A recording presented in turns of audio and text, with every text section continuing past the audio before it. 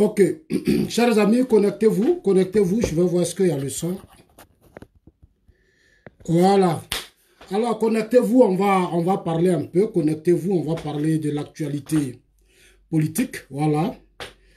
Voilà, on va parler de notre pays un peu, chers amis. Connectez-vous. Et puis déjà, pour ceux qui sont déjà connectés, envoyez la vidéo à tous vos amis. Voilà, partagez la vidéo ou on met partage là, d'après mon frère Makoso. Partagez la vidéo pour envoyer à tout le monde parce que...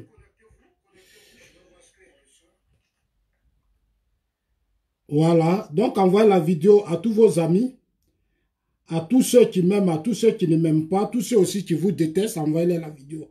Parce que c'est important. Je l'ai dit, c'est dans les contradictions que souvent on a la vérité. D'après les Russes, quand on veut connaître la vérité, tu dis ta part et puis moi aussi je dis ma part.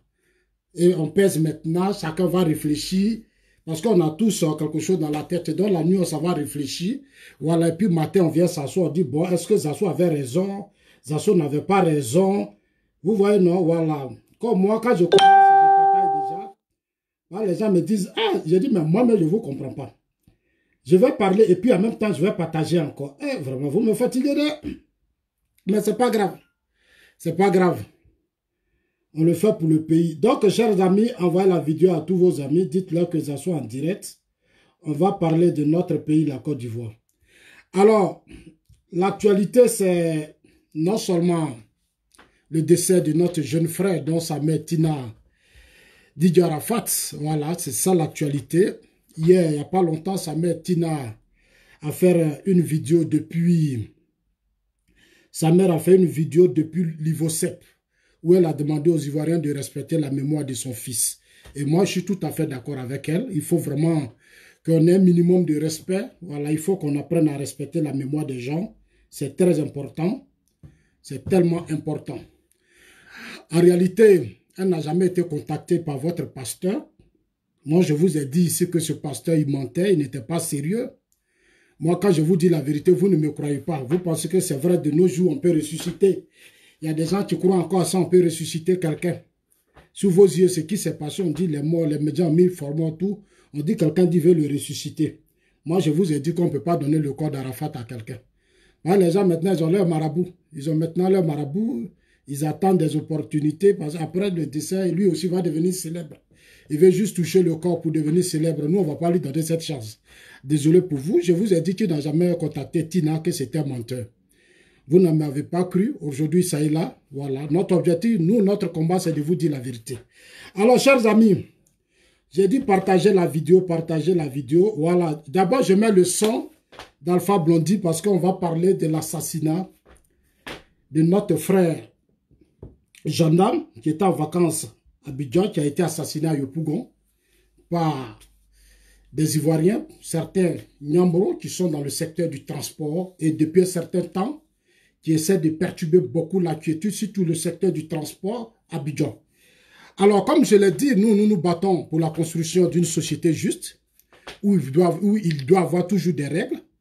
Et comme je l'ai toujours dit, aujourd'hui, notre combat, c'est d'accompagner le chef de l'État, le président Ouattara, dans son combat qu'il a engagé. Parce que depuis des années, depuis la mort de Félix Houphouët-Boigny, notre pays a connu 25 ans de crise. Il n'y a pas eu de développement, ce sont des palabres inutiles qu'on a connues. Aujourd'hui, grâce à lui, de grands chantiers sont lancés. De grands chantiers sont lancés. Aujourd'hui, notre pays, dans la sous-région, nous sommes aujourd'hui une fierté. Nous sommes aujourd'hui une fierté. Trop d'investisseurs aujourd'hui viennent en Côte d'Ivoire, le monde entier en Côte d'Ivoire, parce que le pays est au travail. Voilà. Le pays est au travail, le chef de l'État est au travail, son gouvernement est au travail. Je voudrais vraiment le saluer. Il est rentré ce matin à Abidjan. Le président Ouattara, après un séjour à Paris, il est rentré à Abidjan, il allait recoller les choses. Lui, c'est le seul président que moi j'aime beaucoup. Parce que lui, il ne joue pas les choses. Ça dit pour lui, là, quand j'ai toujours dit aux gens, ah, c'est un manger-là, fait le tout. Oui, mais si tu ne te déplaces pas, c'est comme, même dans la forêt, là, les animaux, pour donner à manger à leurs enfants, là, ils se déplacent. Ils vont à la chasse. Donc, notre président, là, c'est un visionnaire. Il sait que la Côte d'Ivoire a connu des moments de guerre. Soro Diom et Gbagbo ont partagé la Côte d'Ivoire en deux. Ils ont divisé le pays pendant 10 ans. Le pays a connu de grands retards. Qu'est-ce qu'il faut faire? Il faut sortir, aller chercher tous ces investisseurs qui avaient fui au temps de Gbagbo, qui avaient fui le Nord. Il faut aller les chercher parce que la reconstruction, ça coûte cher. Voilà, le pays a été cassé, les Ivoiriens sont pauvres. Donc, il s'est appuyé sur, il s'appuie maintenant sur son réseau parce que lui, c'est un homme de réseau. Voilà, donc actuellement, ça va bien. Alors, c'est dans cette joie où on était en train de pleurer à Rafat que on attend qu'un frère a été tué. Alors, chers amis, pour commencer, je voudrais saluer le président de la République, saluer le premier ministre qui est actuellement au Japon. Notre premier ministre Amadou Gon est actuellement au Japon. Le ministre de la Défense, lui aussi, il est sorti, il est hors du pays. Donc, en tout cas, vraiment, mais malgré qu'ils soient là-bas, tout est calme. Tout est calme parce que je vous ai dit que le pays est protégé. Voilà, le pays est protégé, tout est sécurisé, soyez sereins. 2020, là, il n'aura rien, soyez sereins. Mais on va déjà commencer par l'assassinat du gendarme. Parce que vraiment, je voudrais d'abord présenter toutes mes condoléances à la famille éplorée, à la famille du gendarme qui a été assassiné. C'est un énième gendarme. Ce n'est pas pour la première fois qu'on tue nos gendarmes. En 2002, la rébellion de Guillaume Soro a tué assez. Justice n'a pas été faite. Nombreux gendarmes ont été tués en 2002. Justice n'a pas été faite. Celui-là même qui était à la tête de la rébellion et qui a participé à l'assassinat des gendarmes est libre et se promène. Donc, je comprends souvent le comportement des uns des autres. Ils estiment que c'est normal parce que tu peux assassiner un gendarme, tu peux assassiner un policier et le ciel ne peut pas te retomber sur toi. Mais je voudrais ce soir être clair avec les gens. Voilà. Être clair avec les gens parce que la Côte d'Ivoire aujourd'hui est devenue un grand pays. Le président Ouattara fait assez d'efforts pour laisser certains individus faire du n'importe quoi. C'est pour ça que je voudrais d'abord saluer le préfet de la ville d'Abidjan, après avoir présenté toutes mes condoléances. Saluer le préfet de la ville d'Abidjan qui fait actuellement un excellent travail. Mais avant de commencer, je voudrais vous faire écouter d'abord cette vidéo. Je vais d'abord prendre cette vidéo.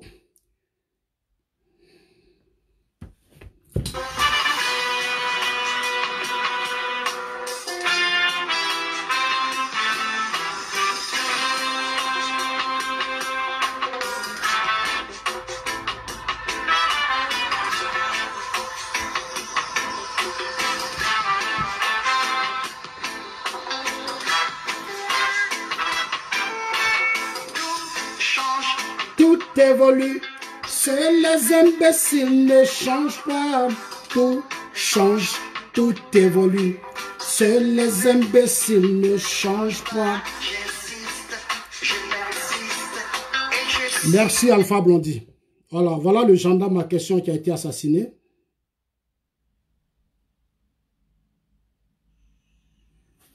Début ce lundi 26 août. C'est un cargo de la police nationale qui occupe la gare Lavage de Yopougon. Une fermeture temporaire qui n'est pas... Qu'est-ce qui se passe? Depuis ce lundi 26 août, c'est un cargo de la police nationale qui occupe la gare Lavage de Yopougon. Une fermeture temporaire qui n'est pas sans conséquence pour les usagers. J'ai constaté que la gare est vide. On arrive là et puis il n'y a plus de voitures. On ne sait pas en fait qu'est-ce qui se passe. Je venais là pour rallier le plateau, mais j'arrive, je me rends compte qu'il n'y a pas de véhicule en ce moment. J'ai un rendez-vous à une banque, mais bon, pas de véhicule pour aller. Je ne sais pas comment faire pour rallier. À l'origine de cette fermeture, l'assassinat d'un gendarme. Riverain de cette gare interurbaine, la veille, le dimanche 25 août 2019. Le maréchal des logis, Anderson Tiekou, a été abattu par des individus se réclamant d'un syndicat en charge de la gestion de cette gare. Vu les discotes entre eux, ils ont commencé à rentrer dans le secteur qui est notre quartier à la chirurgie, en train de se défiler avec des boudins, des machettes et des os de l'homme. Donc le gendarme concerné qui est aussi riverain comme nous, les a interpellés. Ne rentrez pas dans le quartier pour passer avec des machettes. Vous êtes bizarre, c'est pas bien. Ça va effrayer les parents, les enfants et autres. Si vous voulez faire votre palabre, allez-y entre vous au lavage là, faites votre palabre. Ils sont tombés sur lui. Derrière lui, ils ont commencé à le piquer. Ils ont piqué dans ses pieds pour l'affaiblir. Il y a quelqu'un qui a pris un caillou pour l'assommer. C'est ainsi que son âme est tombée. Donc c'est son âme, il cherchait. Et il va s'en rendre compte. Le gars est arrêté là-bas. C'est lui-même qui a tiré. C'est pas lui qui a pris l'âme. C'est un autre qui a pris l'âme et puis l'autre l'a arraché l'âme. Puis il a tiré sur lui à bout portant. Un tour dans la famille de la victime, c'est la consternation. Son épouse revient sur les derniers instants familiaux avant le drame. Il est venu vers les 16 heures, là, venir jouer un peu avec les enfants. Donc il avait laissé son portable qui était branché dans la chambre. Donc il a dit à sa fille de donner. Il laisse ses collègues dehors. qui vient, il va venir manger. J'ai dit d'accord. Puis ils sont sortis. Moi, j'étais assise dans la cour là. Vers 18 h, il y a deux messieurs qui sont rentrés de la gare. Il faut aller à la gare. Ton mari et moi, ils ont tiré sur lui à la gare là-bas. Il faut aller prendre son corps. Informé de la situation, le préfet d'Abidjan, en compagnie du maire de Yopougon, se sont rendus sur le lieu. Ils ont aussi fait un tour dans la... Ok. Moi, je voudrais saluer le maire. Je voudrais dire Yako à la population de Kouma. Mais surtout Yako à nos gendarmes de Côte d'Ivoire qui viennent de perdre l'un de leurs collègues, qui est notre frère. Chers amis, je suis contre l'impunité. Je suis contre les assassinats des gendarmes et des policiers dans notre pays, des soldats.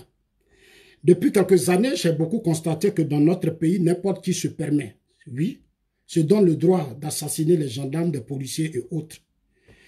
Alors moi, je ne suis pas d'accord avec ça. Je ne suis pas d'accord avec ça parce que les forces de défense et de sécurité se battent beaucoup pour nous. Ce sont ces gens-là qui nous protègent. Ce sont des pères de famille. Ils ont des vies. Ils ont des familles. On ne peut pas accepter qu'à chaque fois, des individus se lèvent et toujours ils attaquent les forces de défense et de sécurité. Il faut vraiment que nos gouvernants, ceux qui sont aujourd'hui à la tête, à qui nous faisons confiance, de continuer de prendre des mesures, et je dis vraiment des mesures, pour mettre fin à cette histoire de Niambro. À cette histoire de Niambro qui depuis des années, vraiment fatigue tout le monde. Fatigue tout le monde. Des gens qui travaillent de façon illégale. Ils ne sont pas transporteurs, ils ne sont pas ceci, mais c'est eux là qui encaissent les transporteurs. Et ça, c'est aux yeux et au su de certains responsables, de certains maires. C'est pourquoi moi, je voudrais dire au préfet d'aider véritablement nos maires à prendre des dispositions. Parce qu'il y a des débats maintenant qu'on ne peut plus trop faire. Trop, c'est trop. Il faut qu'on arrête ça. On est en train de construire un pays émergent. Il faut que certains Ivoiriens arrêtent ce genre de comportement. C'est pas sérieux. Ce n'est pas sérieux.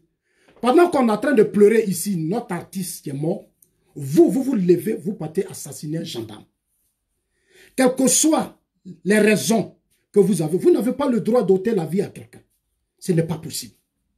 Assassiner un gendarme, un corps habillé. Mais est-ce que vous savez ce que vous provoquez? Est-ce que vous savez ce que vous provoquez? Il y a certains comportements aujourd'hui, il faut arrêter. C'est vrai, dans ce pays, je l'ai dit tout à l'heure, on a toléré beaucoup d'assassinats. Il y a eu tellement d'impunité à un certain moment donné. Et je pense qu'aujourd'hui, il faut que des dispositions soient prises pour véritablement arrêter ça. Il faut qu'on arrête ça. Il faut que nos autorités prennent des mesures, comme l'a fait le ministre Ibrahim Cissé Bakongo au niveau de Koumansi. Aujourd'hui, regardez ce qui s'est passé à Koumansi il n'y a pas longtemps. Dans la famille du défunt.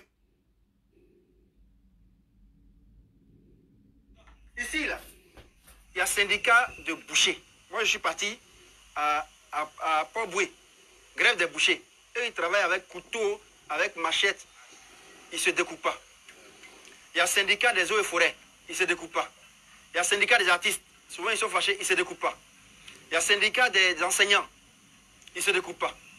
Pourquoi les syndicats des transporteurs de Koumassi, vous vous découpez à tout moment? Donc, je vous dis 4 mesures qu'on a arrêtées à la suite de la crise. Et c'est une mise en garde. Aujourd'hui, on n'a plus la sensibilisation. On a trop sensibilisé. Très bien. Qu'il s'agisse de, comment il s'appelle l'imam là? Connaît? Ou de Hachi? Nous, on ne connaît pas des noms. On connaît des actes. Ceux qui vont poser les actes seront sanctionnés. Je vous donne 4 mesures. La première mesure, c'est la fermeture de la gare du Grand Carrefour de Koumassi. Le maire a déjà pris un arrêté. Ça vous porte préjudice. Vous n'applaudissez pas parce que ça vous porte préjudice, mais simplement parce que c'est les conséquences de votre comportement. Tant qu'on ouvrait la gare, vous aviez toujours des violences. Donc le nid de violence là, nous on le ferme. Et vous avez remarqué, la gendarmerie et la police seront là le plus longtemps possible pour faire respecter cette mesure, jusqu'à ce qu'éventuellement les choses changent plus tard. On ne sait jamais. Mais on ferme cette gare, c'est vous qui êtes handicapé. Mais vous perdez de l'argent. Mais le citoyen de Koumassi, le citoyen ivoirien qui passe par là, il perd toute possibilité. Il a des problèmes aujourd'hui pour trouver un transport pour aller d'un endroit. Et donc, à cause de votre comportement irresponsable, on est obligé de fermer pour maintenir la sécurité. Ça, c'est la première mesure. Deuxième mesure, c'est la mesure sécuritaire. La police et la gendarmerie vont faire la surveillance de ce lieu pendant le plus longtemps possible. Et ce n'est pas seulement au Grand Carrefour, c'est tout Koumassi. Ils ont déjà commencé. Tous les endroits où vous partez et fumez la drogue pour venir découper vos amis. Vous allez vous concerter pour venir créer le trouble. Ça, c'est fini. Donc, la police et la gendarmerie vont continuer à faire leur travail de traque. La troisième mesure, il faut qu'on soit transparent avec vous et qu'on vous dise la vérité. Ça a toujours été là parce que vous, souvent, vous arrivez à discuter. Mais la discussion est terminée et il faut qu'on applique tous les textes de la République. Donc, je voudrais vous informer que Doumbia Moussa sera déféré aujourd'hui au parquet. Touré Anzoumana a été déjà déféré au parquet. Sori Oumar a été déjà déféré au parquet. Abdul Fattah Sanié a été déjà déféré au parquet. Donc, comme le préfet d'Abidjan l'a dit, le préfet lui-même l'a dit, Vincent Toby Irié, qui fait actuellement un excellent travail, que je voudrais encore saluer. Le temps des discussions est terminé. Voilà. On a trop sensibilisé les gens, on essaie de faire ce qu'on peut faire. Il faut véritablement maintenant, les autorités, c'est-à-dire que chacun, là où on vous a nommé, policier, gendarme, préfet, sous-préfet, maire, il faut que chacun prenne ses responsabilités. Ce n'est pas le président Ouattara qui va quitter là-bas pour venir faire appliquer des lois. Vous êtes déjà les premiers responsables des communes. C'est pour ça que je voudrais saluer Cissé Bakongo. Lui, quand il a vu le désordre là, lui, il les connaît. Cissé Bakongo là, lui, il les connaît. Il les connaît. Donc, lui, quand il est arrivé net, il n'a même pas joué avec ça. Il s'est levé, il a pris les dispositions, il a pris un arrêté, il a mis de l'ordre. Actuellement, là, après, lui, Ahmed Bakako, aujourd'hui, ils sont en train de faire un excellent boulot. Un excellent boulot. Si c'est Bakongo a pris des mesures. Les Nyambro, là, nous, on ne veut plus les voir. On ne veut plus les voir. On ne veut plus voir les Nyambro. Cette histoire des Nyambro, il faut que le maire, parce que souvent, ils sont en complicité avec certains maires. Ils sont en complicité avec certaines personnes dans le milieu du secteur du transport et autres. Je pense que maintenant, il faut prendre des dispositions. Parce que quand on veut sauver un pays, on doit faire des sacrifices. Quand on veut sauver un pays, on doit faire des sacrifices. Il faut débarrasser la Côte d'Ivoire des Nyambro sur toute l'étendue du territoire national. Quand le préfet avait pris cette mesure au niveau de Koumassi, j'avais dit à quelqu'un, j'ai dit, le préfet n'a qu'à prendre une mesure nationale. Parce qu'il ne faut pas limiter tout à Koumassi. Voilà que comme on n'a pas pris une mesure nationale, voilà, on allait à Yopougon assassiner un gendarme. Ce qui n'est pas juste. Ce qui n'est pas juste. Parce qu'on veut toujours utiliser des gens de façon chose et puis créer des situations qui ne sont pas... Je pense qu'aujourd'hui, moi je dis au préfet, il faut que ces mesures-là, pour une bonne fois, soient appliquées par tous les maires. Il faut que, pour une fois, toutes ces mesures soient appliquées par tous les maires qui sont en Côte d'Ivoire. Les Nyambro ne doivent plus maintenant perturber les Ivoiriens. Il faut vraiment que ça là, il faut qu'on mette fin à ça. Voilà. S'ils veulent devenir transporteurs, ils n'ont qu'à aller payer leur taxi, ils n'ont qu'à aller payer leur baka, ils n'ont qu'à payer même leur taxi, ils vont passer leur permis, ils vont conduire. C'est pas la peine, ils vont emmerder les gens parce qu'on est vraiment fatigué de ce désordre. On est vraiment fatigué de ce désordre, ça fait des années que ça dure, il faut vraiment mettre fin à ça. Le président fait beaucoup d'efforts pour faire entrer des investisseurs dans ce pays. Il ne peut pas être là pendant que le président se bat, d'autres cherchent à créer le désordre. Ce n'est pas bon. Ce n'est pas bon. Pendant que le président se bat pour soigner l'image de ce pays, il y a des individus qui n'arrivent pas toujours à comprendre. Parce que eux, ils veulent toujours ramener la Côte d'Ivoire en arrière. Ils se plaisent toujours dans les conflits. Non, on ne peut pas passer... Un pays ne peut pas passer tout son temps à être dans des conflits.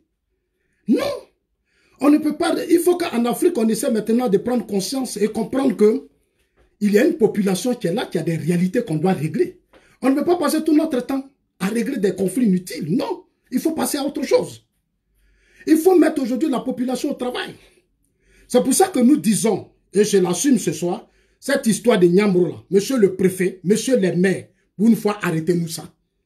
Arrêtez-nous ça, ce n'est pas au président Ouattara qui va venir prendre ces mesures. Vous êtes déjà nommés, on vous a nommé, que vous soyez les juges. Là où vous êtes là, vous êtes des citoyens, on vous a fait confiance, on vous a nommé, faites votre travail. Le ministre de la Défense fait son travail. Le ministre de la Sécurité fait son travail. Il faut que les maires qui sont à la tête des communes, là, il faut qu'ils fassent correctement leur travail. Parce que ce sont ces gens de Nyambro là, c'est des petits business, une mafia. Et que moi je combats, il faut vraiment mettre fin, parce qu'on ne peut plus tolérer les assassinats. On ne peut plus tolérer les assassinats des gendarmes en Côte d'Ivoire, des policiers en Côte d'Ivoire. Trop, c'est trop. On les a trop tués en 2002. Soro les a trop tués en 2002. Soro les a trop tués en 2002. C'est pour ça que moi, je dis, ceux qui ont tué, qui étaient à la tête de la rébellion en 2002, ceux-là, il faut qu'on prenne des dispositions pour qu'eux aussi soient arrêtés. Parce que si des gens ont commis des crimes et puis se promènent, ils sont libres de tout, il y a d'autres qui ne pourront pas changer. La loi doit s'appliquer à tout le monde. La loi doit s'appliquer à tout le monde. Quelle que soit la réconciliation, quelle que soit... Moi, j'ai toujours dit, la réconciliation, c'est d'abord la justice. Si nous voulons vraiment nous réconcilier, il faut que la justice fasse véritablement son travail. Si la justice fait son travail, là, vous allez voir demain que la réconciliation, là, ça sera facile.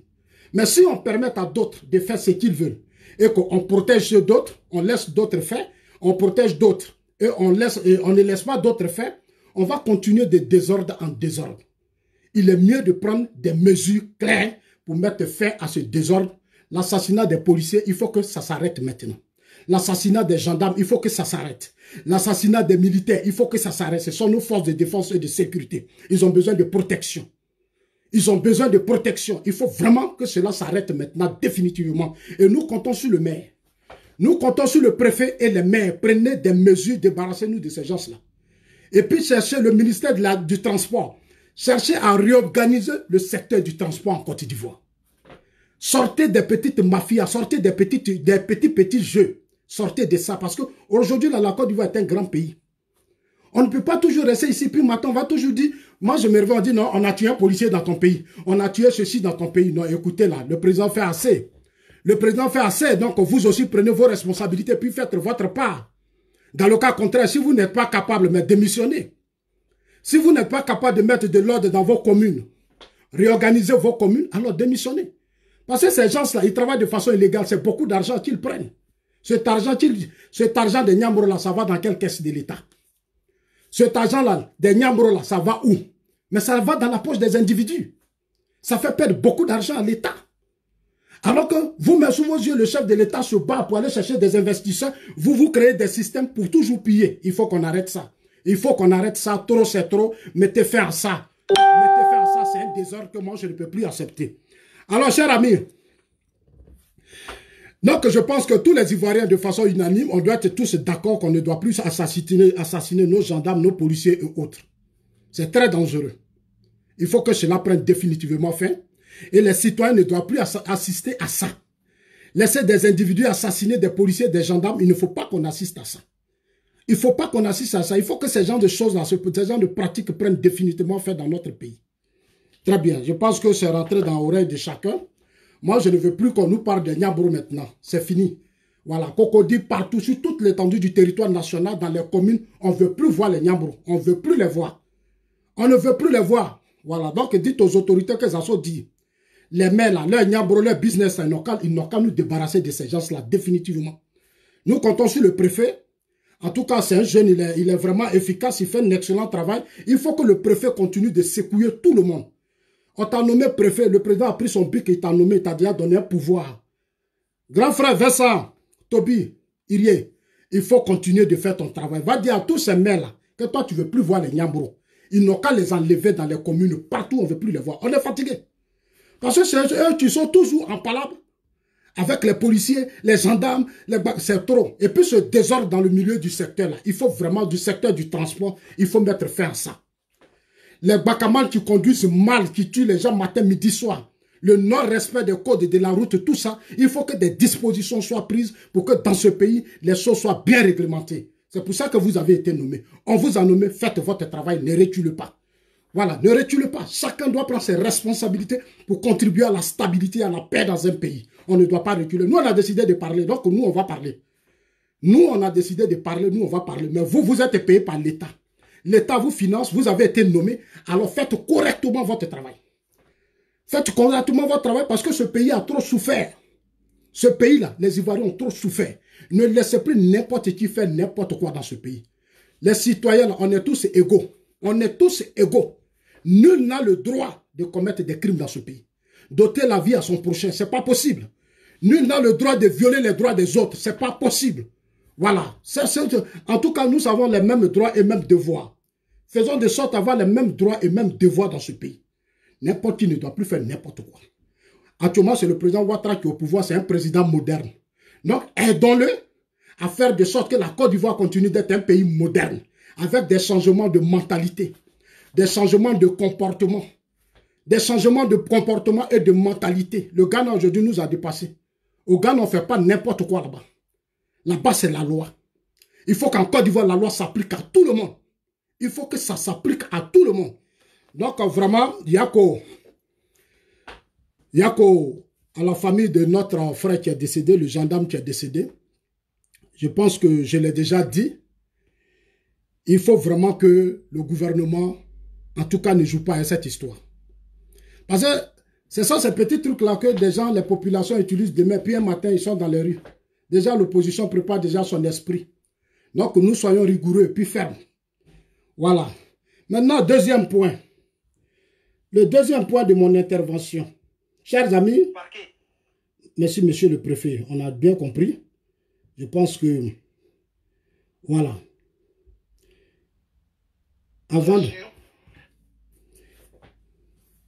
Alors, le deuxième point, avant de revenir sur ça, je vais revenir sur un point important. Voilà. Parce que trop, c'est trop. Trop, c'est trop, trop, c'est trop, trop, c'est trop. Voilà, donc, chers amis, on va revenir maintenant sur le plan de notre opposition. Mais avant de revenir sur le plan de notre opposition, on va d'abord laisser écouter le ministre de la Défense, le ministre Ahmed Bakayoko. Après le ministre Ahmed Bakayoko, on va écouter juste un peu Adama Bitogo, et puis Zasso va lancer la bombe, et puis on avance. Je vais vous montrer le vrai plan aujourd'hui de notre opposition. C'est qu'ils préparent, quand ils dorment matin, midi, soir, là, mais dites-leur que nous, où eux ils dorment là, nous aussi on dort là-bas. De la même manière qu'ils ne dorment pas là, nous aussi on ne dort pas. Ici là, moi je dors plus tard à 4h, 5h du matin même. Parce que je suis là, je suis tout de près. Je suis tout de près. Les matins, je suis sur les réseaux sociaux, je suis partout, je cherche, parce que 2020 là, les choses seront tellement calmes. Les choses seront tellement calmes qu'il n'y a pas quelqu'un qui va faire n'importe quoi dans le pays. Moi, je vous prépare déjà l'esprit. Hein. Je vous prépare déjà l'esprit. Moi, dans ma tête, là, je suis révolutionnaire. Notre pays a souffert, des milliers d'enfants ont été tués, des femmes violées et autres. Il y a eu tellement de choses. Donc, là où on est, là, il y a des choses on ne va plus s'amuser avec.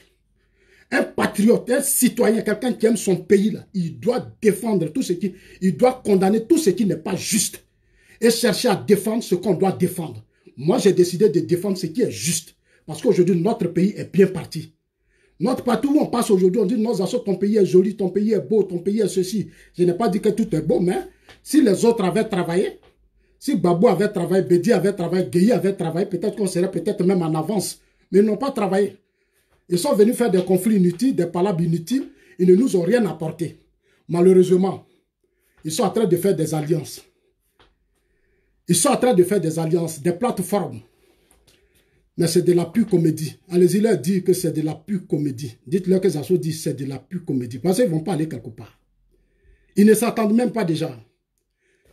On a 13 mois des élections. On ne sait même pas qui est le leader de la plateforme. On ne sait même pas. Je ne vois pas les pro-Babo soutenir Bédié en 2020 si Babo n'est pas candidat. Je ne vois pas. C'est vrai, la stratégie, c'est d'utiliser aujourd'hui les pro-Babo parce que l'objectif clé, mais déjà, on va écouter le ministre de la Défense. Je vous assure, sur cette question de sûreté de l'État, c'est-à-dire de la stabilité du pays, nous serons intraitables. Nous ne laisserons impressionner par personne, par aucune organisation internationale. Si vous êtes un citoyen, vous respectez les lois, vous respectez les institutions, on vous respectera. Vous serez libre de vaquer à vos occupations. Mais qui que vous soyez, si vous êtes en lien avec des questions de déstabilisation, nous allons faire face avec la plus grande énergie, avec la plus grande fermeté. Et vraiment, on ne peut pas accepter qu'un pays comme le nôtre, ayant connu ce péril, 3000 morts, des gens ont vécu pendant des mois cachés dans leur maison, ils ont tout perdu, qu'on permette à des gens de nous entraîner à nouveau dans ces nouveaux périls-là. On ne peut pas l'accepter, c'est notre responsabilité. Donc souvent, il y a de la fermeté. J'entends, oui, il y a du harcèlement. Non, je vous assure, par rapport à notre propre parcours, qui avons fait de l'opposition, nous sommes respectueux des libertés des uns et des autres. Ceux qui n'ont rien à voir avec ces questions, nous les connaissons, nous les voyons, ils vaquent à leurs occupations. Mais nous suivons tous ceux qui ont un lien, qui soient membres d'un parti politique, quelle que soit leur responsabilité. Toutes les organisations pourront venir faire quelques déclarations que ce soit. Nous protégerons la stabilité de ce pays parce que c'est de là que va découler le développement de ce pays. Alors, merci beaucoup, monsieur le ministre de la Défense. Merci. En tout cas, c'est mon grand frère, c'est mon ami, c'est mon parrain. En tout cas, il a bien posé le débat, c'est tellement clair. Et c'est ce que nous essayons de faire partout. Hein. C'est ce que nous essayons de faire. Nous aussi, on sera... En tout cas, on ne va pas se laisser faire sur les réseaux sociaux. On continuera de dire ce qu'on va dire parce que ce pays nous tient tous à cœur. On veut que la paix revienne vraiment dans ce pays. C'est pourquoi on va écouter Bitogo rapidement. Voilà, Bitogo qui a été invité sur TV France 24, si je ne me trompe pas, et qui a fait vraiment un grand discours. Un grand discours que j'ai vraiment aimé. J'ai vraiment aimé Adama Bitogo. Il est le directeur, voilà, directeur exécutif du RHDP, Adama Bitogo. En tout cas, c'est l'homme actuellement qui frappe fort. Moi, en tout cas, je l'apprécie beaucoup parce que, tu sais, c'est millimétré les mots. C'est-à-dire, il place bien et puis il tape dur. Il tape dur. C'est pour ça que je dis aux gens, le pouvoir actuel, on a un leader et on est une équipe. Des hommes conscients, responsables. C'est ce que le ministre disait tout à l'heure. Le RDR a un passé politique, a une histoire. C'est-à-dire, quand tu as fait une opposition normale, de façon sincère, et que tu as connu des difficultés dans l'opposition, quand tu accèdes au pouvoir d'État, tu ne joues pas, tu ne t'amuses pas avec le pouvoir. Tu dois être rigoureux, tu dois être ferme. Un État, c'est la rigueur, c'est la fermeté, c'est le travail. Un État, c'est la rigueur, c'est la fermeté, c'est le travail. Ce pays a souffert. Ce pays a souffert des crises, des conflits d'individus. Des gens qui n'avaient pas de vision ni d'ambition pour la Côte d'Ivoire. À un certain moment donné, ont pris notre pays en otage. Et ils persistent dans ça. Ils persistent. 2020, il y a des gens qui veulent être candidats. Bitogo va finir de parler. Et puis on va terminer. Parce qu'on ne va plus durer. Hein. Écoutez, Bitogo.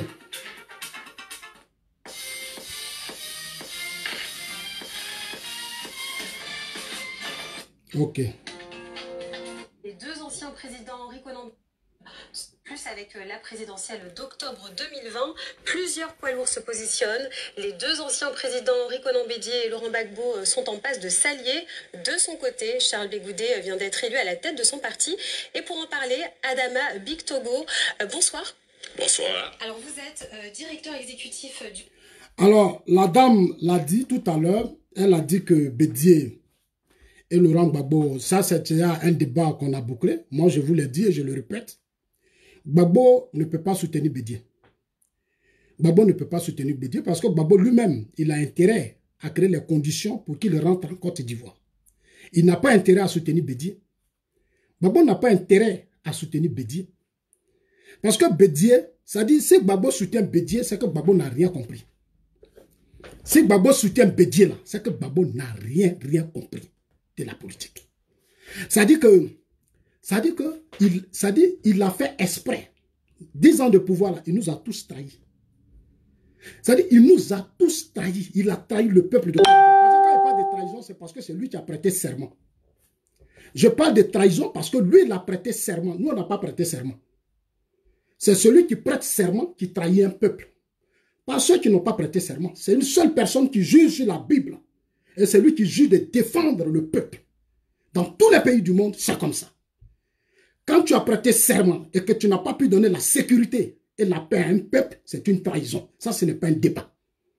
Et ceux qui l'ont fait, qui n'ont pas été à la hauteur, qui n'ont pas été capables de protéger ce pays, normalement, ne doivent plus briguer de mandat dans ce pays. Il y a eu une erreur sur la nouvelle constitution qui a été votée. Moi, je n'étais pas d'accord quand on a introduit cette loi qui continue de faire cette loi qui permet, qui encourage Bédié à être candidat. Moi, je n'étais pas d'accord. Je n'étais pas d'accord, mais c'était au peuple de décider. Mais je pense que nous avons des institutions, nous avons un Sénat, nous avons une Assemblée nationale. Moi, je suis d'accord et je le dis à qui veut l'entendre. Je suis d'accord et je l'assume. Et je demande aux Ivoiriens d'ouvrir les oreilles, de comprendre qu'aujourd'hui, on n'a pas le choix. Notre pays ne peut pas éternellement être otage d'un groupe d'individus. Soro, Bédi, Gbagbo. Soro, Bédi, Gbagbo. Mais ils ont gouverné ce pays, chers amis. Ils ont gouverné, ils ont déjà eu un mandat. On n'est plus autant, on n'est plus des villageois, on n'est plus des broussards. Nous sommes quand même des intellectuels. Ils ont déjà eu des mandats. Ils n'ont rien apporté à la stabilité, même au développement dans ce pays. Pourquoi se battre pour faire encore des candidats? C'est pour ça que nous disons, nous encourageons le chef de l'État et nous disons au président de la République, vous êtes là pour régler les problèmes. Ne les déplacez pas. Vous qui êtes au pouvoir, le RHDP, vous les cadres du RHDP, les députés, les maires, les sénateurs, asseyez-vous. 2020 approche, il n'est pas encore tard. Il nous reste 1 an, il nous reste 13 mois. Prenez des mesures claires, des mesures qui vont ramener la paix définitive dans ce pays. Je le dis à qui veut l'attendre, la vraie paix, la vraie réconciliation, la vraie stabilité viendra du départ de ceux qui ont gouverné ce pays et qui n'ont rien apporté. Ceux qui ont gouverné ce pays et qui n'ont rien apporté doivent aller à la retraite. Parce qu'ils n'ont rien apporté. Il ne faut pas, on va se tuer. Ah non, on leur a donné le pouvoir. Le même pouvoir qu'ils avaient là, c'est ce que le président Ouattara a. Douane, police, gendarmerie, impôts, tout ce qui est ministère, tout. C'est ce qu'ils avaient. Ils avaient ça. Ils n'ont rien fait. C'est en Afrique, dans des pays francophones, qu'on continue de croire que quelqu'un qui a déjà perdu le pouvoir, qui n'a rien fait, doit revenir encore, doit lui donner une chance. Non. C'est un État. C'est un État. On n'est plus là pour donner des chances aux gens. On t'a donné le pouvoir, tu as échoué, tu as échoué. Nous, on t'accompagne à la retraite. Parce que tu n'es pas le seul. C'est moi qui le dis et je l'assume. Il faut que les francophones dans nos États, on change de mentalité. En France, Nicolas Sarkozy est parti. En France, Hollande est parti. En France, les anciens chefs d'État sont partis. Au Ghana, tous les coups forts sont partis. Mais pourquoi encore, même au Sénégal, les Ouad sont partis, mais pourquoi en Côte d'Ivoire, vous battez pour que Bédié revienne en candidat? Mais c'est qu'il y a un problème. C'est qu'il y a un problème. Vous avez l'esprit des gros bourgeois. Mais la Côte d'Ivoire n'est pas faite pour être otage des bourgeois du PDCI-RDA. Ces cadres du PDCI, ça dit, eux, là, pour eux, la Côte d'Ivoire, c'est leur propriété privée. Voilà la mentalité de Bédié et son camp. La Côte d'Ivoire doit être leur propriété privée. La Côte d'Ivoire doit être leur propriété privée. Bédié doit s'asseoir là, et puis on va prendre tout l'argent de la Côte d'Ivoire, on va aller développer Daoukro. Bédié s'est battu pour que le président prenne tout l'argent de la Côte d'Ivoire pour développer Daoukro. Ça, c'était le combat de Bédié auprès du président Ouattara. C'est-à-dire pour lui, là, le développement de la Côte d'Ivoire doit s'arrêter à Daoukro. C'est-à-dire quand il va se lever, il va aller voir le président Ouattara. Le président Ouattara va dire, bon, tous les investisseurs, allez-y à Daoukro. Allez-y à faire que. Voilà la mentalité de Bédié et de Soro.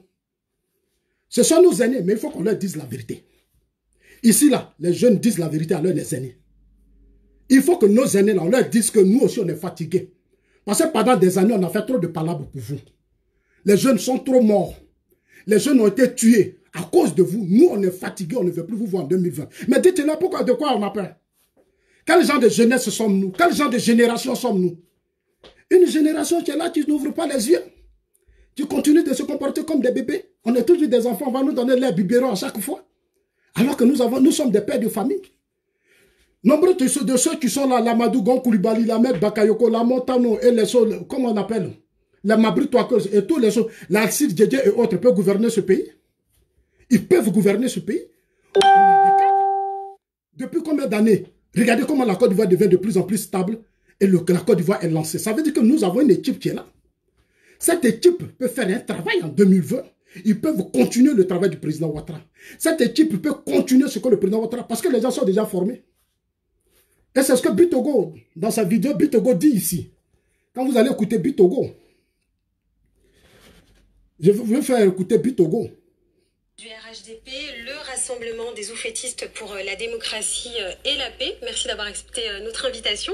Merci à vous. Ce week-end, Charles Blé Goudet a donc été élu à la tête de son parti. Comment vous percevez cet événement? Avant de commenter l'événement relatif à Charles Blé Goudet, que je présente mes condoléances à la famille de DJ Arafat, qui aujourd'hui nous a quittés brutalement. Ça a été un événement douloureux pour l'ensemble des Ivoiriens, pour la jeunesse en particulier. Et je voudrais m'associer à cette jeunesse de Côte d'Ivoire avec eux pour pleurer cette disparition brutale. Alors, concernant la situation de Charles Blé Goudet, moi je prends acte, hein. Je l'ai dit jusqu'à présent, je ne me suis pas encore prononcé. Mais je pense qu'après on va plus se prononcer. J'ai eu mal, et sincèrement, je vous dis la vérité. Charles Blé Goudet est trop jeune pour soutenir le PDC-IRD. C'est-à-dire, les conflits de nos aînés, là, nous, notre génération.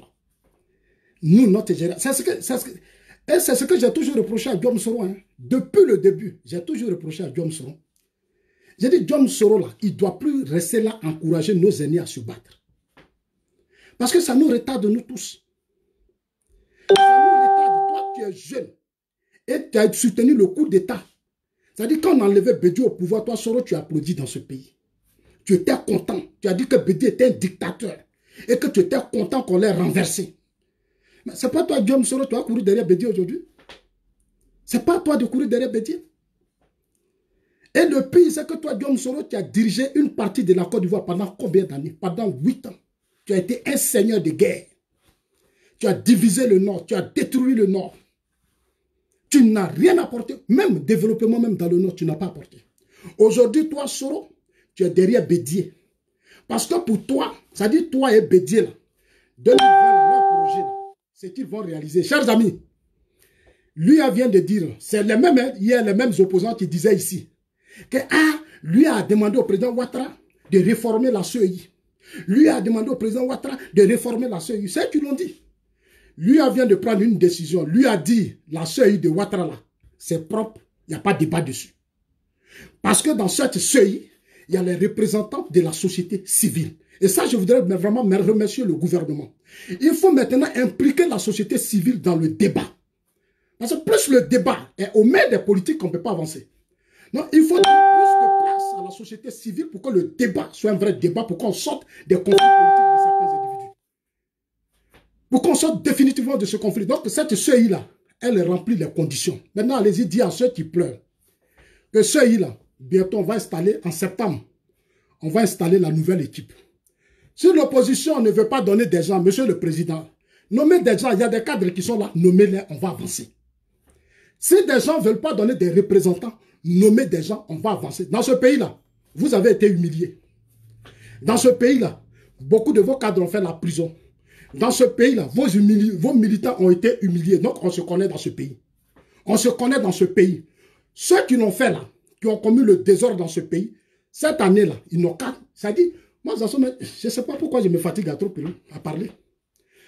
Bédié Soro là, Bédié et puis Soro là. Il ne faut même pas jouer avec eux. Ne leur donne même pas un petit espace même. Moi, je suis convaincu qu'un excellent travail a battu. Mais ne leur donne même pas un petit espace. Parce que quand on dit désordre dans ce pays-là, c'est les deux. Et puis Babo là. Babo pour lui, c'est déjà réglé. Lui, il a lancé le pays. Il ne sera jamais candidat. Après ça, j'ai appris qu'il est en train de négocier pour aller à Mama. Il n'y a pas de problème. Il n'y a pas de problème. Mais il faut que ça soit des négociations claires. Et ça va se faire après 2020. Allez-y, dire à tout le monde que Zasso dit. Le retour de Gbagbo, ça sera après 2020. Ça dit qu'on va finir les élections. Quand on va finir les élections de 2020, c'est là on va parler maintenant du problème de Gbagbo. Quand on va finir les élections, c'est là on va parler du problème de Blé Goudet. Parce que c'est sur les deux là qu'aujourd'hui Bédié Soro compte pour s'aimer la zizanie et le désordre en Côte d'Ivoire. C'est sur les deux là. Ça dit qu'aujourd'hui Bédié Soro compte sur le pouvoir. Ça dit Blé Goudet et Bédié, Blé Goudet et Laurent Gbagbo pour se venger du président Ouattara. Oui, c'est la vengeance pure. Tous ceux qui sont en train de faire les veulent se venger. Ils n'ont pas de programme. Voilà une opposition qui se contacte des réunions. Depuis que le PDCI est rentré dans l'opposition, ils sont toujours dans les réunions. Toujours dans les réunions. Je n'ai jamais vu le PDCI occuper le terrain. Ils sont toujours dans les réunions, les bureaux politiques. On enlève, on remet. On enlève, on remet. On chasse même. Voilà ceux-là qui disent qu'eux vont gagner les élections à 13 mois. Alors que le RHDP est sur le terrain. Le RHDP est partout. Le RHDP est partout. Mais le PDCI se contacte des réunions.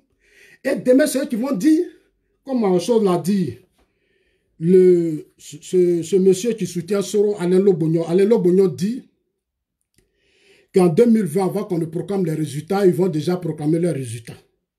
Bon, vous ne bossez pas, vous n'êtes pas sur le terrain. Aujourd'hui, vous êtes réfugiés en France. Et c'est vous qui comptez gagner les élections en 2020. Chers amis, parce qu'ils savent que où on va là, c'est chaud. C'est pour ça qu'ils ont fui, ils sont venus rester à Paris. Les deux là, ils se sont attendus, ils sont venus rester à Paris pour venir s'accrocher aux hommes politiques. Parce que là, ils ne vont pas aller loin. Seulement, je vous ai dit ça depuis le début, je vous dis. Et les deux là, c'est des plaisantins. Bédier là, 2010, elle n'a pas terminé campagne. 2010, Bédier n'a pas terminé campagne. Bédier ne peut pas battre campagne présidentielle. Bédier n'a pas les moyens. Bédier ne peut pas prendre son argent pour investir dans une campagne présidentielle. Aujourd'hui là, pour gagner l'élection en Côte d'Ivoire, il faut que toi-même là, tu sois dur. Si Bédier se trompe, il met son argent dans une campagne en 2010, il est mort. S'il se trompe, il est mort. C'est moi qui vous dis ça. Et puis, il ne va pas le faire. Donc, ils sont en France aujourd'hui venus convaincre les gens pour leur trouver de l'argent. Mais tout ce que vous faites là, Bref, est au courant de tout ça. Bref, est au courant de tout ça. C'est pour ça qu'il va aller vite. La loi, les gens disent que j'ai entendu ce matin le journal Le Continent qui dit que le président Ouattara est en train de négocier les choses discrètement. Le président ne négocie plus discrètement. Allez-y vite, vite, monsieur le président. Allez-y vite. Envoyez la loi devant l'Assemblée nationale. Rapidement, les députés n'ont qu'à prendre des mesures, n'ont qu'à revoir l'âge là. Ils n'ont qu'à ramener ça jusqu'à 75. Bédier n'a qu'à partir. Voilà. On n'a qu'à faire ça maintenant. N'attendons pas les derniers moments pour prendre des mesures. Prenons ces mesures-là, et puis maintenant, nous tous, on se connaît. Voilà. Les mesures, ceux qui vont pleurer là, ils vont pleurer. On va leur donner 2 jours, 3 jours, ils vont pleurer. Ceux qui veulent vont s'entretuer, ils vont s'entretuer. Mais nous, on sait que des mesures ont été prises en 2020. Telle personne ne sera pas candidate, parce qu'on a décidé de changer l'histoire de la politique ivoirienne. On a décidé de mettre fin au règne des violents et des haineux. Des gens qui ont un esprit vindicatif, qui veulent se venger. On a mis fin à leur histoire. Et pour le faire, il faut toujours faire des sacrifices. Dans tous les pays du monde. Ici, j'ai dit aux gens, il y a des gens, les élections, il n'y a pas de pays où les élections sont transparentes. Et quoi, il n'y en a pas au monde ici. Toutes les élections sont verrouillées et bouclées. Toutes les élections sont verrouillées et bouclées dans tous les pays du monde. Parce que les gens ont aujourd'hui une vision. Oui, les gens ont une grande vision des choses. On ne tolère plus n'importe quoi. Vous pensez que Macron est devenu président parce que les Français sont contents? Non, c'est un système, c'est un réseau. Ce n'est pas de l'amusement. La France n'est pas n'importe quel pays. Vous l'avez vu devant les choses là, les gilets jaunes. Il est resté serein. C'est-à-dire quand on t'a mis au pouvoir là, quand on t'a mis, on sait pourquoi on t'a mis. Il est resté serein. Les gilets jaunes ont sauté. Le petit est resté serein. C'est ce que nous préparons en 2020. Nous là, on prépare ça en 2020. Et je vous le jure, il n'y a pas quelqu'un qui va brancher. Parce que tous ces gens-là, c'est pour ça que je voudrais saluer le directeur général de la bonne gouvernance. Le directeur général de la bonne gouvernance demande que les partis de l'opposition fassent le bilan de l'argent qu'on leur a donné. L'État a financé les partis politiques pendant des années. Il faut que les partis politiques nous disent tout cet argent, qu'est-ce qu'ils ont fait de ça? Et je suis d'accord. Et j'encourage le DG de la bonne gouvernance à aller plus loin. Il faut que tous les partis politiques qui ont reçu des subventions de l'État déclarent véritablement, il faut qu'ils nous fassent le bilan. Où l'argent du pays qu'on leur a donné, où c'est rentré, ça doit être fait. Et c'est une obligation, ils doivent le faire. Ils doivent le faire. Et on ne s'arrête pas là.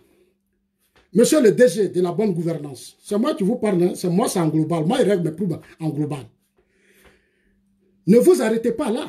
Une fois que les partis politiques en même temps attaqué l'Assemblée nationale, parce qu'en combien d'années, en 8 ans, Soro a géré l'Assemblée nationale de Côte d'Ivoire.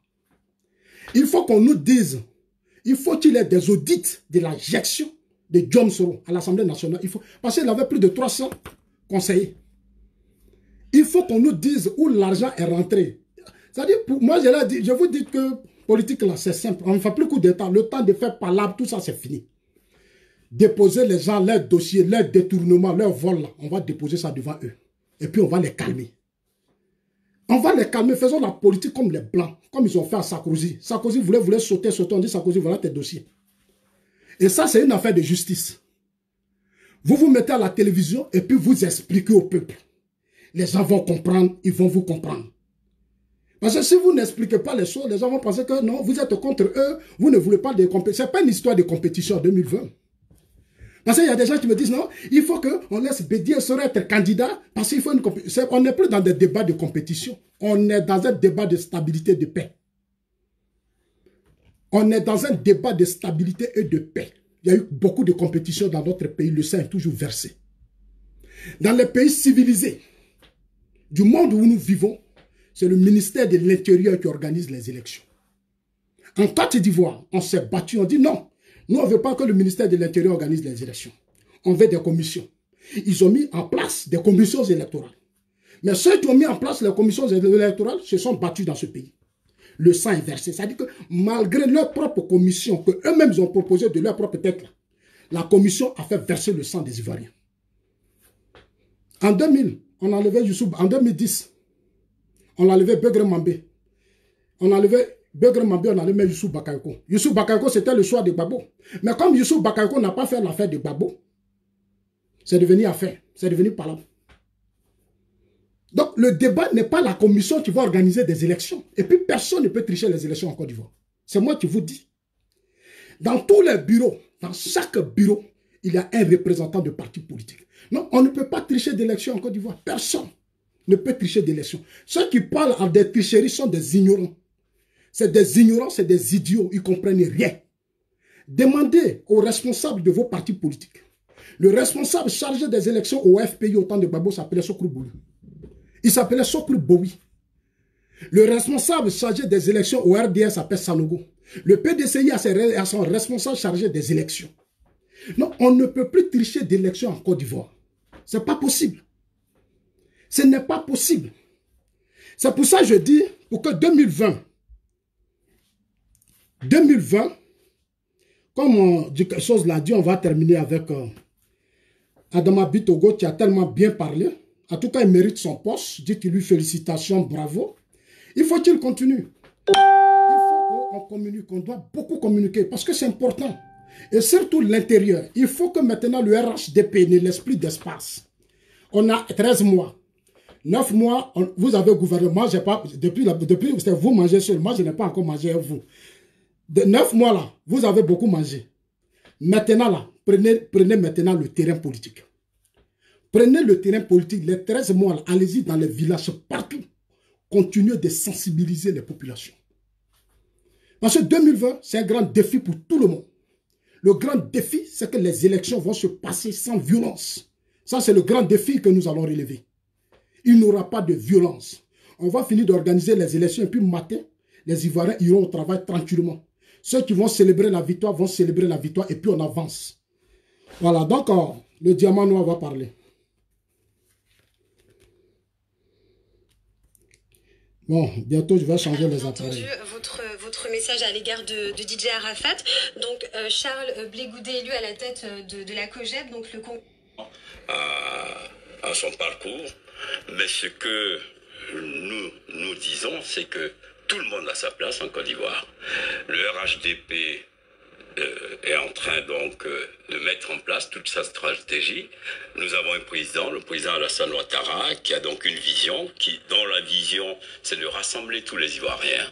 Et c'est ce que nous faisons aujourd'hui. Le RHDP, c'est quand même c'est le plus grand parti qui se traduit par 154 députés sur 53. En ce moment, vous avez la majorité. 24 régions sur 31 régions, 156 maires sur 201 communes. Donc on a une majorité. Le RHDP a une majorité confortable pour l'heure. En revanche, il y a une élection en 2020 qui compte, c'est la présidentielle. Henri Konan Bédié et Laurent Gbagbo donc, sont en passe de former une plateforme associée avec Guillaume Soro, donc une alliance contre le RHDP, 3 gros poids lourds politiques. C'est une menace? Ce n'est pas une menace. Vous savez, au RHDP, nous ne faisons pas de politique virtuelle. Vous savez, on ne se préoccupe pas de vous-là politique. Nous analysons de façon factuelle. Comme je viens de vous le dire, nous avons une représentativité. Mais au-delà de la représentativité institutionnelle, qui se décline aussi bien au niveau des députés, des conseils régionaux et des mairies, nous avons un parti, un très grand parti qui couvre toute la Côte d'Ivoire et qui a mis en place ces instances et qui non seulement... On entend bien, vous avez la majorité, vous venez de parler de Vuvuzela. Pour vous, ils sont déjà là, ces hommes politiques et ces formations. Est-ce que finalement ils peuvent jouer aujourd'hui le rôle du contre-pouvoir et puis finalement accéder à la présidence en 2020? Non mais vous savez, d'abord, le RHDP est parti, dispose de plusieurs atouts. Le bilan économique du président Alassane Ouattara, d'une part. Deuxièmement, de la qualité des gens qui composent le RHDP. Vous savez, aujourd'hui, le PDCI de président Henri Konan Bédié, parce que le PDCI caractérisé par les hommes de qualité sont au RHDP. Vous avez le président Oussoujano, le vice-président Daniel Kablan-Duncan, le ministre Achille Patrick, le président du Conseil économique Charles Dibi. Et je vous dirais qu'aujourd'hui, au niveau du bureau politique, qui est l'un des organes importants du RHDP, sur 3000, vous avez 1300 qui viennent du PDCI. Donc, on est donc dans une vraie récomposition parce que le RHDP est constitué pour près de 40% de militants PDCI. Donc le PDCI est désossé. D'Henri Konan Bédié, justement. Il s'est exprimé dans un média français, dans les tribunes du journal Le Monde. Il a parlé, donc je le cite, l'invasion massive de toute la Côte d'Ivoire. Bon, ça se débat. Alors, chers amis, je pense que le grand frère a tout dit. Et la seule chose qu'il reste, c'est de continuer de se mettre au travail. Il faut bosser, il faut continuer de convaincre les gens, il faut aller partout, sur toute l'étendue du territoire national. Parce que comme je l'ai dit, 2020, ce sera l'année de la vraie paix et de la vraie stabilité. 2020 sera l'année de la vraie paix et de la vraie stabilité. Si et seulement nos sénateurs, nos députés et surtout le président de la République prennent les mesures qu'il faut prendre. Parce qu'aujourd'hui là, même ici, tout le monde est convaincu. Parce que souvent, les Blancs nous posent la question, mais pourquoi ce sont ces mêmes personnes qui doivent toujours être candidats? Chez les Blancs, c'est choquant de voir qu'aujourd'hui, Bédié veut être candidat. Chez les Blancs, c'est choquant de voir que Soro, qui a été chef de guerre, veut être candidat. Pour eux, c'est choquant. Soro n'a jamais été devant un juge. Il ne s'est jamais présenté devant un juge. Alors qu'il était le ministre de la Défense de Gbagbo. Soro était le ministre de la Défense de Gbagbo. On lui a donné la réconciliation. On lui a confié le poste du ministère de la Défense. On lui a confié même l'organisation des élections. Donc, Djom Soro a été un échec. Djom Soro a été un échec. C'est parce que quand il vient à Paris, je disais à quelqu'un, j'ai dit, j'ai beaucoup mal des Ivoiriens de la diaspora. Qu'on se dise la vérité de façon sincère. Regardez-moi bien, je vais vous dire certaines vérités. J'ai beaucoup mal. Nombreux sont venus en Europe. Beaucoup. Mais ils n'ont rien appris de l'Europe. Et c'est dommage. C'est dommage. Ils n'ont rien appris de l'Europe. Les Ivoiriens de la diaspora, on manque quelque chose. On manque la dignité. On n'a pas de dignité. On n'est pas unis, on n'est pas solidaire et puis on n'est pas digne. C'est dommage. Regardez la diaspora ailleurs. Regardez les Chinois qui quittent la Chine, les Américains, les Français qui vont en Afrique investir dans nos États, qui vont investir. Regardez leur solidarité, regardez leur complicité, regardez le travail. Parce qu'ils apprennent. C'est-à-dire, eux, ils viennent bosser pour faire rentrer beaucoup d'argent dans leur pays. Mais le pays contribue à faire d'eux des grands hommes. Les Ivoiriens de la diaspora, suivent les hommes politiques. Alors qu'ici en Europe, on ne suit pas les hommes politiques. Les intellectuels posent le débat. Les intellectuels posent le débat. Les Ivoiriens de la diaspora, on a l'impression que 80% ne sont pas allés à l'école. Désolé, mais je le dis. On a l'impression que les gens n'ont même pas été à l'école. Et puis, c'est-à-dire, ils vivent en Europe, mais ils ne savent même pas où ils vivent. Comment des gens qui vivent dans des grands pays peuvent raisonner comme s'ils étaient dans nos villages quelque part là-bas? Souvent, ça me choque. Un monsieur a eu un mandat. Gbagbo a gouverné la Côte d'Ivoire. Il a été président, il a prêté serment. Et aujourd'hui, il y a des Ivoiriens qui font des marches pour que Gbagbo revienne au pouvoir. Mais c'est quoi ça? C'est quoi ça? Quelqu'un qui a eu 10 ans de pouvoir. Il y a des gens qui justifient, ils passent leur temps à dire non, on a fait la guerre à Gbagbo. Mais c'est de l'ignorance. Il est au pouvoir pour mettre fin à la guerre. Gbagbo a prêté serment pour mettre fin à la guerre, étouffer, mater toute forme de rébellion et de coup d'État. Mater toute forme de rébellion et de coup d'État. Non, vous ne pouvez pas justifier la gestion de Gbagbo. La rébellion est rentrée en Côte d'Ivoire, c'est déjà un échec. Non, on doit changer Gbagbo. On doit changer Gbagbo. On ne doit plus ramener Gbagbo au pouvoir. J'ai passé des années à regarder les Ivoiriens dans les rues de Paris, en train de se battre pour que Gbagbo revienne au pouvoir. J'ai dit, mais c'est quel scandale? D'où viennent ces gens-là? De quel pays viennent? Est-ce qu'ils ont fait les bancs? Est-ce qu'ils ont été à l'école? Mais ici en France, regardez Nicolas Sarkozy. François Hollande a été fragilisé à un certain moment donné par le terrorisme en France. Mais François Hollande, là, il était obligé de partir. Il était obligé de partir. Mais il est parti. François Hollande est parti. Nicolas Sarkozy, malgré qu'il allait attaquer la Libye, ce sont pour les intérêts de la France. Mais la France, au plan interne, a eu des difficultés. Mais Nicolas Sarkozy est parti. Mais pourquoi vous vous battez pour que Gbagbo revienne? Au lieu de se battre pour que justice soit rendue, Gbagbo a été au pouvoir, des gens sont morts, on l'accuse de quelque chose. Des intellectuels doivent s'asseoir pour dire, laissons la justice faire son travail. Voilà ce qu'on appelle les intellectuels. C'est ce qu'on appelle un intellectuel. Un intellectuel ne dit pas, libérez-les, libérez-les, libérez-les. Non, ça ne marche pas. Un intellectuel doit se battre pour dire, laissons la justice faire son travail. C'est normal.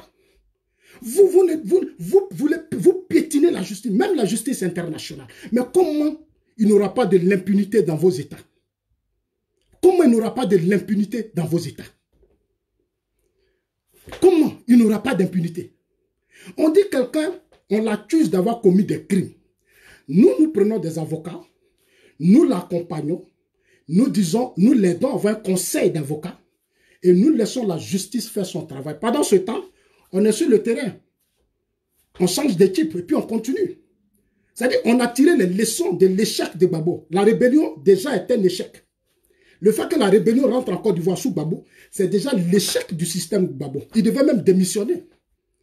Mais comme on est dans un pays où les gens sont passionnés, ils sont pleins d'émotions, ils ont encouragé ça. Sinon, Gbagbo devait démissionner. Il devait démissionner. Donc, voilà déjà notre complicité. On n'a pas amené Gbagbo à démissionner, on l'a encouragé dans ça. À la fin, il est tombé lui-même dans le jeu de Diom Soro. Et Diom Soro l'a avalé. Parce qu'il allait faire un deal à la fin avec Soro pour que Soro l'accompagne aux élections. Il a donné beaucoup d'argent à Soro. Aujourd'hui, il est assis là. Il ne veut plus voir Soro. Il n'est plus prêt pour Soro. Parce que c'est que Soro a joué à lui. Donc si aujourd'hui Gbagbo se lève, se met dans une plateforme avec Soro, c'est qu'il y a un souci. C'est qu'il y a un gros souci. On a beaucoup de choses à faire en Afrique. On a beaucoup de choses à corriger. Gbagbo doit dire, je me retire, je laisse tomber. Les conflits là, je ne suis pas dedans. Des gens qui ont gouverné la Côte d'Ivoire avec le président Ouattara pendant 9 ans, comme on ne veut pas leur donner pouvoir là, comme le RDA a refusé de faire Soro président du RDA, comme le président Ouattara a refusé de confier l'alternance à Bédié, eux ils vont se lever et puis vous qui êtes à la CPI, c'est-à-dire vous on est insulté. Blé Goudé, Bédié et Soro disaient que non, Blé Goudé, Soro devait être à Blé Goudé, Gbagbo là, leur place en prison. Mais et là, Chers amis, je vais terminer là où je reviens, où j'ai eu mal. Quand j'ai vu les Djikaoué chez Blé Goudé, quand je vois les Kojep qui défilent chez Bédier, c'est là que j'ai compris qu'en réalité, en 10 ans, on a joué avec les Ivoiriens. On a menti aux Ivoiriens. En 10 ans, les gens sont morts pour rien, pour rien, pour rien, pour rien. Moi, je peux pas être en prison. Je n'ai même pas encore fini le procès. Et puis, des gens viennent me chercher pour me mettre dans leur palabre. Parce qu'ils vont me donner beaucoup d'argent. Aujourd'hui, c'est Bédier qui finance. C'est eux qui financent. C'est les Djikaoué qui sont en bas et financent. Ce sont eux. Moi, Zasso, moi-même en exil ici, là, ici où je suis là, j'ai été beaucoup sollicité. Mais ils savent que je n'accepte pas. Ils savent que je ne peux pas accepter. Pourquoi? Pourquoi je ne peux pas accepter? Parce que Soro était Premier ministre. Il a organisé les élections. Il était là. C'est lui qui allait faire la guerre. Alors que c'était pas, il ne devait pas faire cette guerre. Moi, Zasso, je ne me vois pas aujourd'hui aller encourager, même si Soro veut me donner 30 millions, 40 millions, 50 millions. Je ne peux pas. Souvent, les gens sont sur les réseaux sociaux, ils parlent. Mais moi, je ris. Quand on dit quelqu'un même au contact, là, c'est moi. C'est moi. Mais je ne peux pas le faire. Pour moi, Djom Soro doit aussi être devant la justice. Djom Soro doit être devant la justice parce que si Blé Goudé et Laurent Gbagbo sont devant la justice, mais Djom Soro doit être devant la justice. Parce qu'il a été le ministre de la Défense de Gbagbo. Djom Soro sait beaucoup de choses. Donc, je ne vois pas. J'ai mal quand je vois les pro-Gbagbo courir aujourd'hui derrière Soro et Bédier. Bédier a soutenu le président Ouattara au 2e tour. Non, je ne vois pas comment les pro-Gbagbo vont se lever pour aller faire une alliance, soutenir Bédier et Soro qui veulent faire la guerre avec Ouattara. Avant, vous n'êtes pas fatigué quand vos parents meurent. Vous là, vous n'êtes pas fatigué. Ça dit 2010 là, il y a eu des morts. Maintenant, vous allez soutenir 2 individus qui veulent faire la guerre. Vous vous battez pour soutenir 2 individus qui veulent créer la chienlit. 2 individus qui veulent créer le désordre. Parce que ceux-là, ils ne peuvent pas gagner d'élection en 2020. Il se fait tard.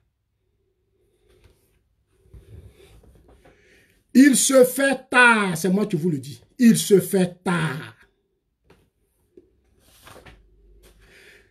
Cher ami, ne t'inquiète pas. Dans peu de temps, on s'en va faire la campagne. Dans peu de temps, je suis au pays. Je vais m'installer même pour faire la campagne. Je vais m'installer même pour préparer 2020. Soyez sereins pour ça. Ne vous inquiétez pas. Ne vous inquiétez pas. Chers amis. Non, Elvis Macagnon.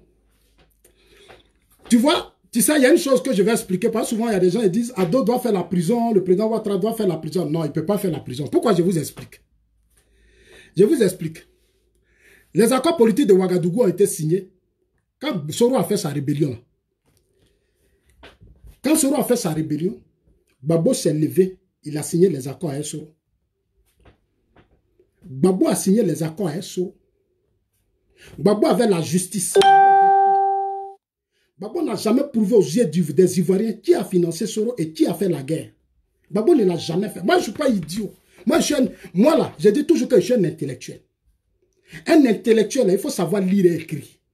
Il faut savoir raisonner. Qui était au pouvoir? C'est Laurent Gbagbo qui était au pouvoir quand il y a eu la rébellion. Et la rébellion est la conséquence du coup d'État de 99 que Gbagbo lui-même a soutenu. Gbagbo a soutenu la rébellion du coup d'État de 99. Le même Gbagbo s'est battu avec Gueye Robert. Le sang est versé pour une élection où Gueye, eux-mêmes ils sont allés dire à Gueye, fais tout, élimine Ouattara, élimine Bédier. Nous, on va t'accompagner. Mais eux, à la fin, ils ont fait balaba avec Gueye. Gueye est mort. Gueye est mort sous le régime. On n'a jamais su qui a tué Gueye. C'est sous le président Ouattara que la justice de la Côte d'Ivoire nous a dit qui a tué Gueye. Non, le président Ouattara ne peut pas aller en prison parce qu'il n'a pas fait de guerre. C'est que vous ne savez pas. Il a gagné les élections. En 2010, il a gagné. Il a gagné les élections. On est maintenant lucide, hein, nous tous. On est maintenant lucide. Parce qu'on a tout attendu. Moi, j'étais au Ghana avec eux tous. J'étais au Ghana. J'ai fait 2 ans avec tous les cadres du FPI. Le président Ouattara a gagné les élections. Donc, ce n'est pas un débat sur lequel on doit revenir. Si des gens doivent aller en prison, c'est ceux qui ont signé les accords et qui ont refusé de désarmer. Le président Ouattara n'a pas signé accord. Il a subi les accords. Lui, il n'est pas impliqué dans les accords. Il y a deux personnes. Gbagbo a une partie de la Côte d'Ivoire, Soro a une partie de la Côte d'Ivoire. Donc c'est ceux-là qui vont nous rendre compte. Ce sont eux qui doivent nous rendre compte. Donc si Gbagbo est en prison, on doit se battre. C'est-à-dire les propres Gbagbo. Qui sont en France, qui insultent, qui menacent, qui disent n'importe quoi. Leur combat là, c'était de demander que Soro soit aussi jugé. Soro a reconnu que Désiré Tagourou a été assassiné. Soro a dit on a assassiné Désiré Tagourou. Tous les propres Gbagbo sont muets. Parce que eux, ils veulent se venger. Mais on ne va pas vous donner d'espace pour vous venger. C'est pas possible. Si tu veux te venger, si on te donne l'espace, tu peux te venger. Mais si on ne te donne pas l'espace, tu ne peux pas te venger. Tu ne pourras pas. C'est-à-dire ta vengeance là, tu vas mourir à ça. Ta vengeance là, on va t'étouffer dans ça. Parce que ce pays-là, on connaît l'histoire.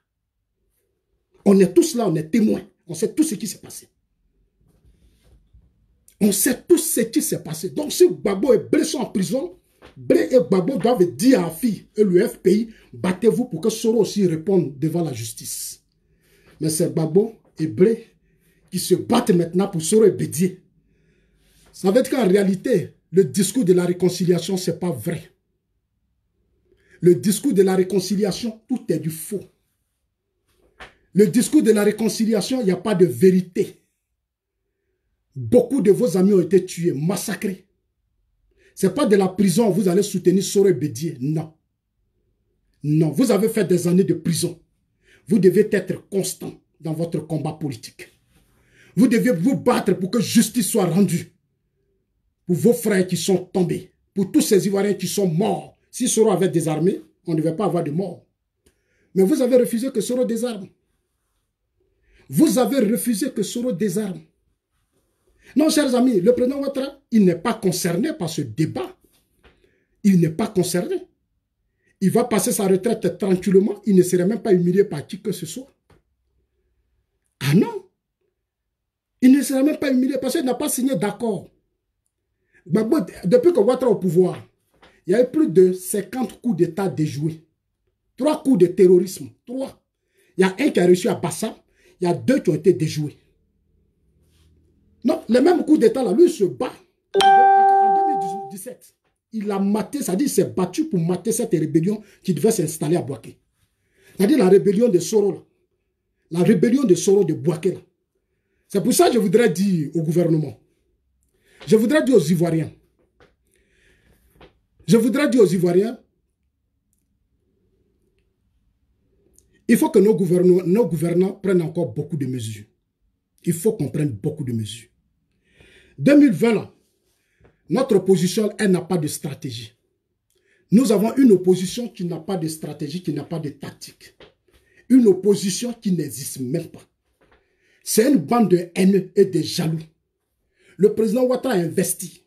Comme eux, ils n'ont pas travaillé, 2020, ils vont créer des désordre pour détruire tout ce que le président Ouattara a fait pour faire fuir les investisseurs. Ça, c'est ça qui est dans leur esprit. C'est-à-dire, eux, là, ils préparent, là, 2020, là, ils ne vont pas campagne, hein, ils font nulle part, ils sont assis là, ils cherchent Gbagbo, ils cherchent Blé Goudé. Ils vont dire, bon, Blé Goudé va mobiliser le COJEP va aller sur le terrain, on sera beaucoup. Et même si on n'a rien foutu, parce que le FPI a passé tout son temps à boycotter. Vous n'êtes pas sur la liste électorale, vous n'êtes nulle part. 9 ans de boycott, vous n'avez pas de cadre, vous n'avez pas l'argent. Comment vous allez faire campagne? Vous allez faire campagne comment? C'est la question que moi, je vous pose. Quand je dis 2020, là, le RHDP, il n'y a pas de débat, le RHDP gagne. Au premier tour, là, on va faire plus de 70%. C'est moi qui vous dis ça. Bientôt, le mouvement Génération 2020, on va rentrer en action. Nous, on va faire 70%. Bientôt, je prendrai ma carte officielle du RHDP. Moi, je vous informe. Un matin, quand je vais avoir ma carte, là, je vais mettre ça sur ma page officielle. Et puis, vous allez voir. 2020, ce sont des Ivoiriens civilisés, modernes, consciencieux, qui aiment la Côte d'Ivoire contre des voyous. Qui veulent se venger, qui ne sont pas fatigués de se venger. Qui ne comprennent pas. Pour eux, il faut toujours verser le sang. Et puis, ils vont venir faire, la communauté internationale va venir, on va signer des accords, on dit, Bédié tel ministère, Soro tient tel ministère, bon, Gbagbo tient. Parce que ça, on a dit à Gbagbo que nous, 2020, on va créer le désordre et puis on va vous faire sortir de la prison. On va te faire rentrer en Côte d'Ivoire. Voilà l'esprit. C'est-à-dire en 2020, ils vont bloquer le pays. Ils vont bloquer le pays, ils vont créer un désordre. Et puis maintenant, tout le monde va venir, on dit, bon, asseyez-vous, libérez les prisonniers. Faites. On ne va pas libérer quelqu'un. La justice fera son travail. Parce que demander qu'on libère les prisonniers politiques, c'est faire la promotion de l'impunité. C'est dire que non, Soro, on pardonne tout à Soro. Mais il faut qu'il fasse aussi la prison. Soro doit faire la prison. Vous dites que vous êtes des intellectuels. Vous êtes des hommes dignes. Mais si vous êtes des hommes dignes, là, battez-vous pour que Soro fasse la prison. Pour qu'il soit aussi jugé. Où est votre dignité? Là où vos amis ont été tués. Il est où votre dignité? Il est où votre dignité? Vous qui faites alliance à un Soro là, il est où votre dignité? Vous n'avez pas de dignité. La dignité, ce n'est pas se venger. Non, c'est de raisonner et faire respecter les droits de l'homme. Moi, depuis que je suis ici, mon combat, je dis toujours le droit de l'homme. On doit avoir les mêmes droits et les mêmes devoirs. C'est clair. Non, chers amis, en tout cas, merci à vous tous. Merci. Nous insistons pour que les audits au niveau de l'Assemblée nationale soient menés. Il faut que le gouvernement, comme on appelle ça, le directeur général de la bonne gouvernance essaie d'ouvrir ce débat sur l'Assemblée nationale. La gestion de Soro, là, combien d'années à l'Assemblée nationale, l'argent là, c'est parti où? Nous, on veut savoir, c'est l'argent de la Côte d'Ivoire. C'est notre argent. L'argent là, il s'est parti où? Nous, on veut bien comprendre. Il faut que la justice fasse son travail. Faisons la politique comme les Blancs. Ne créons pas juste des situations pour tuer nos parents. Pour encourager des gens à tuer nos parents. Posons le débat au plan juridique. Ceux qui ont volé, qui ont pillé dans ce pays, doivent répondre de leurs actes. Il faut que le DG de la bonne gouvernance comprenne qu'il a été nommé. Je suis d'accord avec lui que l'opposition fasse le bilan. Il faut que tous les partis politiques à qui l'État a donné les moyens fassent le bilan de leur gestion. Il faut que John Soro fasse le bilan de sa gestion. Chers amis, c'était Zasso Patrick dit en global. Chers amis, merci à vous tous. Continuons de nous mobiliser, ne baissons pas les bras. Parce que le président prépare, c'est notre avenir. Nous, oui, moi j'ai encore du temps devant moi, donc c'est notre avenir qui se prépare. Et l'avenir des générations, des enfants qui sont derrière nous. Donc tout ce que le président Ouattara fait, c'est pour nous qu'il le fait. C'est pour nous. C'est pour nous. Il faut que les choses changent, les vieilles personnes partent, pour que nous aussi on arrive aussi à s'installer. Mais si on mettait les vieux là, comment nous on va avoir le terrain? Le président Ouattara se bat. Il dit, bon, on n'a qu'à partir, nous tous, et puis faisons confiance à la jeunesse et à la génération actuelle. À la génération des Mabri, à la génération d'Amadou Gon Koulibaly, à la génération d'Ahmed Bakayoko, à la génération d'Afin Guessan, à la génération des Zasso Patrick et autres. Il y a certains qui disent, non, nous on ne veut pas.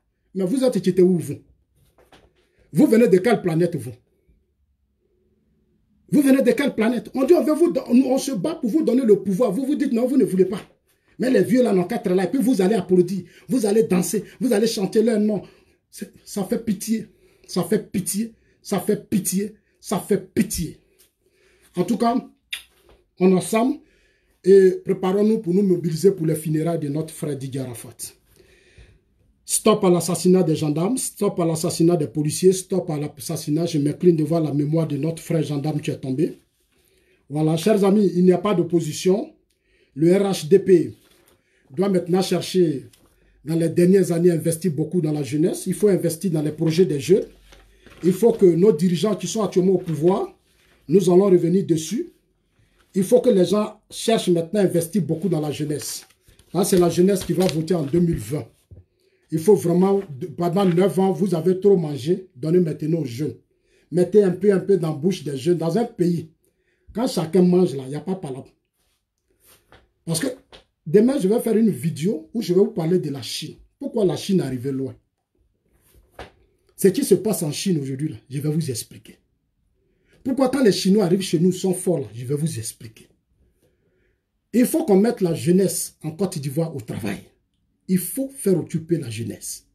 Il faut que nos policiers, nos gendarmes soient occupés, nos militaires soient occupés.